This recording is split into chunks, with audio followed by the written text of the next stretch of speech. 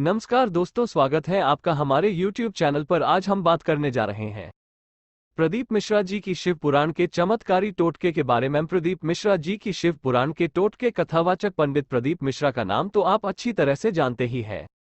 इसके बारे में आपने इंटरनेट पर और टीवी के अंदर काफी अधिक बार देखा ही होगा।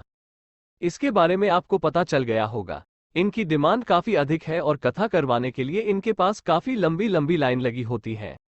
इसके बारे में आपको पता होना चाहिए और आप इस बात को समझ सकते हैं। और इनकी सबसे बड़ी खास बात यह है कि यह कुछ ही समय के अंदर बहुत सारे टोटके बता देते हैं और इसकी मदद से यह समस्या के हल करने का दावा करते हैं। और अपने टोटकों की वजह से आज ये काफी अधिक लोकप्रिय हो चुके हैं। इन्होंने ये दावा भी किया है कि यह अपने टोटकों की वजह से कई लोगों की समस्याओं को दूर कर चुके हैं। इसके बारे में आप खुद इनके वीडियो के अंदर देख चुके हैं। इसके बारे में आपको पता होना चाहिए और आप इस बात को समझ सकते हैं। जैसा कि आपको पता ही होगा कि हर इंसान के पास अनोखी समस्याएं होती हैं, तो ऐसी स्थिति के अंदर सिर्फ टोटके ही होते हैं जो काम करते हैं। जैसे कि परीक्षा के अंदर किसी को पास होना है, किसी की संतान नहीं है, किसी की नौकरी नहीं मिल रही है, तो उस दशा के अंदर सिर्फ टोटके ही काम करते हैं। आप इस बात को आप अच्छी तरह से समझ सकते हैं और इसके बारे में आपको पता होना चाहिए और आप इस बात को समझ सकते हैं। ये सिर्फ इतना ही नहीं है, कई लोग होते हैं जो कि उनको पत्र भेजते हैं और उनको अपना नाम सहित वे कथा के अंदर बताते हैं कि उनके टोटकों ने काम भी किया है। और यदि सभा के अंदर कोई होता है तो उसको हाँ भरवाते हैं कि उन्होंने टोटका किया है और इसकी वजह से उनको काफी अधिक फायदा हुआ है। आप इस बात को समझ सकते हैं और इसके बारे में आपको पता होना चाहिए और आप इस बात को समझ सकते हैं और यही आपके लिए सही होगा। इसके बारे में आपको पता होना चाहिए और यही आपके लिए सही होगा। तो आइए जानते हैं प्रदीप मिश्रा जी की शिव पुराण के टोटके के बारे में विस्तार से। पहला टोटका, बेलपत्र का टोटका धन प्राप्त करने के लिए। दोस्तों, यह एक शिव पुराण का टोटका है जिसको कोई भी कर सकता है।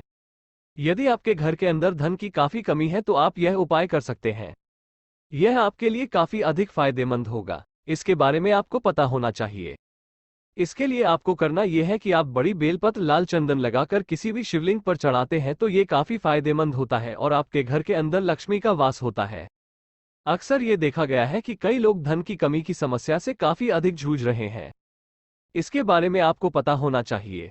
ऐसी स्थिति के अंदर आप यह उपाय कर सकते हैं और इस उपाय को करने के लिए आपको किसी तरह की समस्या का सामना करने की जरूरत नहीं है।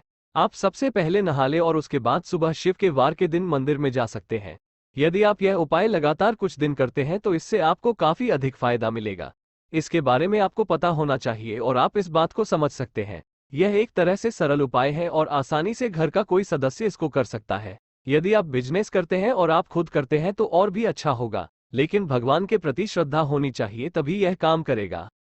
दूसरा टोटका, घर में धन के बने रहने का टोटका। दोस्तों, यदि आपको लगता है कि घर के अंदर धन नहीं आ रहा है या फिर घर के अंदर धन तो बहुत आ रहा है लेकिन उसके बाद भी धन टिक नहीं रहा है, तो फिर आप यह एक अच्छा उपाय कर सकते हैं। इसके बारे में आपको पता होना चाहिए।